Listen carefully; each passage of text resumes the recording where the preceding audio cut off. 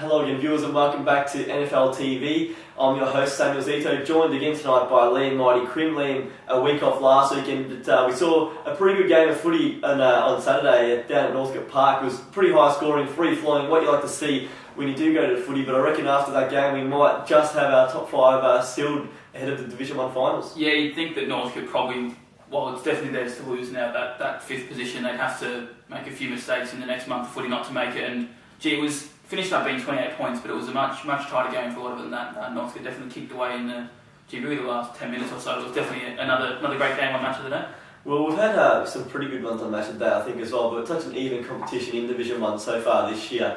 And we've still got a month to go. Realistically, Monty is still well and truly in the hunt, and this weekend's going to go a long way to deciding who takes that fifth spot. But as we said, at the moment it's looking like there's five sides inside the top five. We'll progress a bit further in, but some other big results on the weekend as well. Heidelberg just showing that they're truly back to that dominant form, and they were really good against Monty on the weekend. They lost a few players to injury before half time. We had word come through they were down to one on the bench, and they had still a lead against Monty, but we thought that perhaps Monty, with those players down, could come back, but it actually went the other way, and the Tigers run away with a good victory, so they're looking pretty good.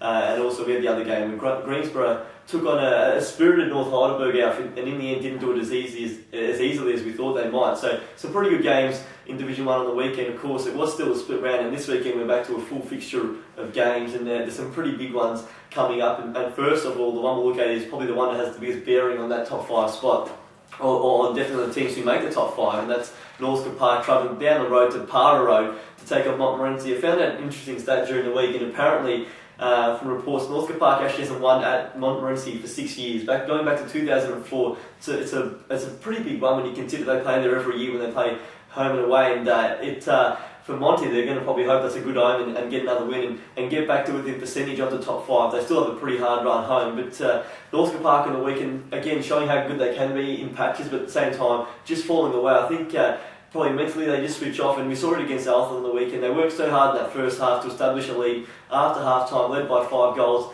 and then just went to sleep really for only 5 minutes, and Alton kicked 3 goals. Yeah, in 3 goals in 3 minutes. Northcote didn't touch the ball that time as well.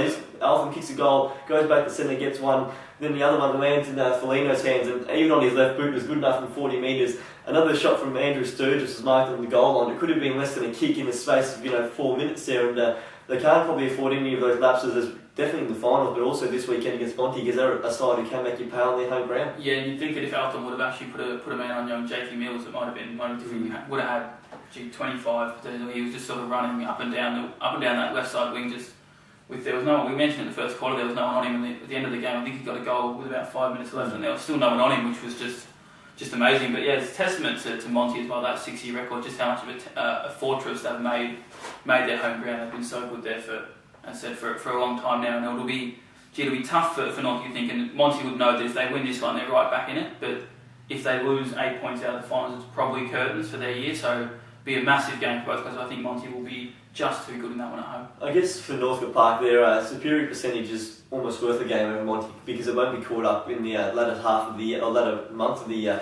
But as you said, a win brings them back to level on points, and it makes it pretty interesting. But Northcote wins that one, and you think the top five will almost certainly be all but wrapped up. There's another big game that's going to have a massive impact on the finals. It's actually going to be the NFL match of the day. It's Greensborough at home to Heidelberg, and this is a really interesting one. It's an exciting game because we've got the youth of Greensborough taking on the hardened bodies of Heidelberg, who have been there and done it before. Heidelberg just coming back into that superior form, as I mentioned earlier, and Greensborough got a win on the weekend, not probably in the manner they would have liked. They struggled, I think, in the first half, and only led by about, I think it was 3 goals at half time, and in the end ran away with the victory as we expected they would, but probably looking for a better performance this weekend. But we have seen that they have saved their best performances against the best sides in the competition. They've got I think it's a 5-1 record against teams. I think it's actually 4-1, from teams inside the top 4 from 5 games. So it's a fantastic record to have. The one loss came against West Preston, where they led with about 10 minutes to go and conceded the last 4 and lost by 10 points. So they're in some pretty good form against those good sides. Heidelberg's a different story, I think, but now back to that form they've been in the last 5 years, and they're looking really good. 7 wins on the trot, haven't looked like losing in that period, perhaps with the exception of the game against Northcote Park, and they travel to War Memorial Park, and it's a really hard game to split, because I think You think that Heidelberg goes in favourites, but you would have said the same thing when Greensborough travelled to West Preston and also took on Bundoora at home, and somehow the Borough just keeps getting the job done against those good sides. It's really hard to split these two teams. Yeah, it'll be a great marker for both. Obviously, Heidelberg coming back from a pretty poor start of the year have just got back to that amazing form we've had. But as you mentioned, Greensborough just seem to have a way to sort of get themselves up for those big games and knock them off. And if they can keep doing that going to the finals, it will just, they'd have a lot of confidence, pretty much knowing that whoever they face in about a month's time, they've beaten throughout the year, and especially if it's the last couple of weeks, give them a lot of confidence. But Heidelberg will have, it's a massive game because when they really go back up into Premiership sort of contention there, probably just outside Greensborough and Heidelberg, probably just outside Bundoora and West Preston at the moment, and you think the winner would automatically join that top two as an outright favourite. So, a huge game, but I just think on Greensborough's history this year, they've just really been able to sort of pull it out when they need to, and I think they'll be able to do it again this week. But as we've seen with Borough all year, it'll be a close and hard-fought game. I reckon a lot of teams out externally think that Heidelberg's still the one they have to beat come finals, so they're going to win the Premiership. So I think that this, I guess, what they've done in the past just elevates them so much more as well. And we've seen that they have been able to match it with everyone, or more than match it with everyone in the last 7 weeks. So definitely one of the huge dangers of this year's Premiership Cup. Next one is Eltham at home to Bundoora. Now, Eltham realistically probably can't make the finals anymore. We spoke to Craig Hayes before the game on the weekend. He felt they could probably still drop one game and still make the finals. They probably couldn't afford to drop that one to Northcote, which they did. It gives, I guess, the team that's most likely going to take their spot that extra gap on top of the ladder. They've got a pretty tough run home as well, so it's going to make it really difficult from here. They'd have to beat Bundoora, and I think most of the teams inside the top four to win it. Regardless of that, they can have a huge bearing as our record refuses to stay up. But you look at the way they played that footy in the third term for 10 minutes, and if they can match that, or play footy like that for 4 quarters, they're almost impossible to beat because they just move it so well. They've got such a slick midfield. They've got big forwards in Keenan and Curry to kick to, so they're pretty well grounded across the whole field. And the youngster, Braden Taglieri, we mentioned him in the pre-game on the weekend, how important he's been for the side. A guy who could be playing in the under-19s, and again, he was their best player on the weekend. Bundoora, well, we all know how good Bundoora is. Their last game was just fantastic to watch against West Preston. They've had a week's break, and if anything, they're going to be even more refreshed to take on Eltham. But you think they're heavy favourites going in, but Eltham at their best is definitely a tough opposition to play against, and if they can bring their best game, it should be close. Otherwise, you think Bundoora by about 6 or 7 goals? Yeah, you think Bundoora should be pretty comfortable. They'll have had a nice week off as well, so they'll be refreshed. Any sort of niggles they had, we saw a few little injuries pop up in that game against West Preston. They'll have had an extra week to rest and recover over those. And yeah, for Craig Hayes when he was training, because he said they could afford to drop one, which was maybe a little bit optimistic at the time. When you think when they've got Bundoora and then Greensborough next week, they could finish up dropping. They'd probably be favourites to drop 3 in a row now. So it's a tough ask for Eltham. They could, obviously they're still mathematically alive for the finals and things, but you'd think a loss to Bundoora would pretty much all but end it for them. But I think the Bulls will be too strong. Well, I think now they can only get 9 wins for the season. I reckon 10 wins is going to get you inside the top 5 this year. McLeod probably still have to give themselves mathematically a chance, but it's a massive game when they head to West Preston to take on the all-conquering Roosters, and West Preston probably going to be fighting a bit. They've lost 2 of their past 3 games, so slipped to 3rd spot on the ladder now, having after that loss to the Bulls 2 weeks back. But they've lost some pretty close ones as well to Bundoora and Greensborough. Bundoora, they were in a winning position, 4 goals up at 3/4 time, probably looked to win it there and didn't get the job done, so they're going to be hardened for this match. McLeod's actually got a pretty good record against West Preston. If you look in the past, although they don't technically always win those games, they get really close, and even at the start of the year, they played around 2. I think there's only 2 goals of difference at the end of the day in a game everyone thought West Preston might run away with, so they're in some pretty good form. They had a win before the break.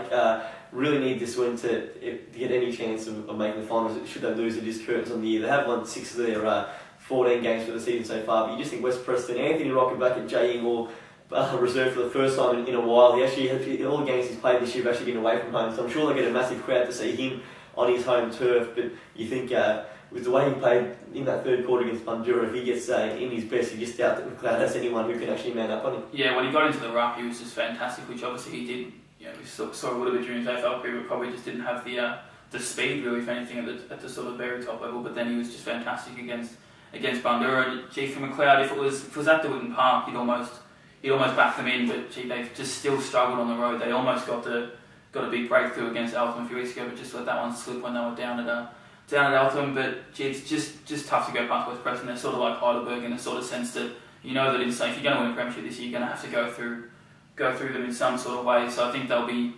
bouncing back after a bit of a loss again, similar to Bunbury, have an extra week on the track to rest up, get a little bit of a break heading into this last month of footy, and they'll be too strong, I think, for McLeod. But McLeod has been, must be said, at the start of the year, I don't think any of us would have said that with 3 weeks left they'd be in finals contention. So they've had a great year, McLeod. So hopefully they can build on that for next year as well. And two 1-point losses in the during the season really going to come back and bite them, especially that one, I guess, first up against Whittlesea, where they led by 6 goals at 3/4 time. That really hurts. And of course, having Alton run over the top of them, they did probably pinch one against Alton first time around, so that probably evened itself up. Damon Francis is another really interesting one. Under 19s kid who's come up, played 2 games of senior footy, kicked 7 and 4, 11 goals already. It'll be good to see how he goes against a backline which will feature the likes of players like Preston G. Coleman and the sort. So it'll be a good test for him, and it'll be good to see how he responds to that. But he has started in magnificent form his senior career. Final game in Division 1 is Whittlesea at home to North Heidelberg, and realistically North Heidelberg's last chance of getting a win this year.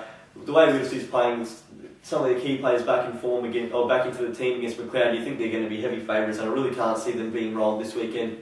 They've put in some really good results throughout the season. We know a 3-week period where they struggled when they lost the likes of Fairchild, Collins and Matthew Quinton. They're all back in the lineup, and when you look at the team, it is a pretty good team, and it's an exciting team for the future. They've got a lot of young kids in there who are just going to improve as their careers go on. If they can stay at the club, I think Whittlesea's in for some big years ahead. And on their home paddock, we've seen them there before. They play the ground really well. They're a hard team to beat, and you wouldn't think that North Heidelberg could get near them, despite showing some encouraging signs last weekend when they took on Greensborough. Yeah, we'll see a little bit similar to McLeod's one. They're both, they're the young side, and they've got a good edge when they play at home. They're really tough to beat up on their home patch, which obviously sets you up in good stead for the future. You know that if you're favourites at home, you can get at least half your wins that way. And they'll just be the biggest way for North Heidelberg even again your Glasgow. They only kicked 7 goals, and Harvey kicked 3 of them. So it'll be interesting. I don't actually know the stat, but however many goals North Heidelberg kicked, take away the amount Harvey kicked, would be probably one of the lowest in the league for the rest of the spread of the team, which has just been their biggest problem, where they haven't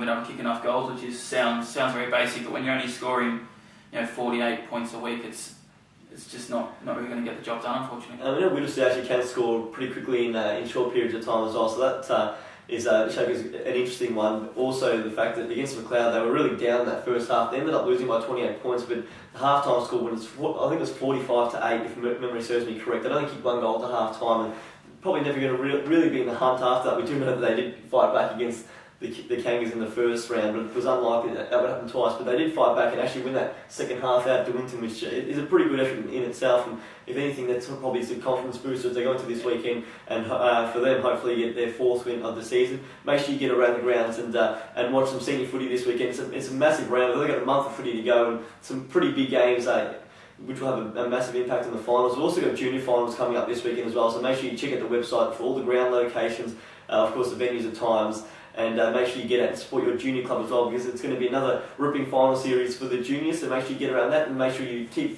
tuning in below when we preview all the action for Division 2 and Division 3.